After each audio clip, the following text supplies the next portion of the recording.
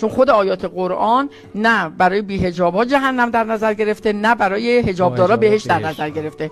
یه توصیه است، اونم به زنان مؤمن. اگر کسی مؤمن باشه که خودش حجابشو میذاره، وقتی من حجابمو برمی‌دارم ولی من مؤمن نیستم دیگه، پس من طرف آیه قرآن اصلا خطاب آیه قرآن نمیتونم من باشم.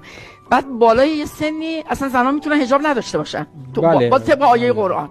بعد اولین آیه حجاب مال مرداست، چشاتون رو آلوده نکنین، یعنی نگاهتون نگاه آلوده نباشه.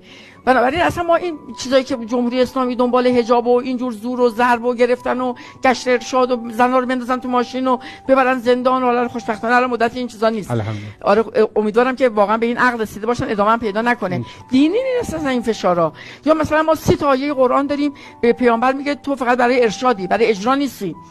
دیگه یعنی ما الان از پیغمبر چی میگن از پاپ کاتولیک تر شدیم، از پیغمبر مسلمان تر شدیم. بنابراین به این دلیل یعنی این پوششی که ما میخوایم، متاسفانه سیاست جمهوری اسلامی طوری بود که اصلا انگار اقتدار نظام، آبروی نظام، حفظ نظام با حجاب فقط چیزه. یعنی حس این بود که اگه یعنی اصلا این حس هم نبود، این گفته شده.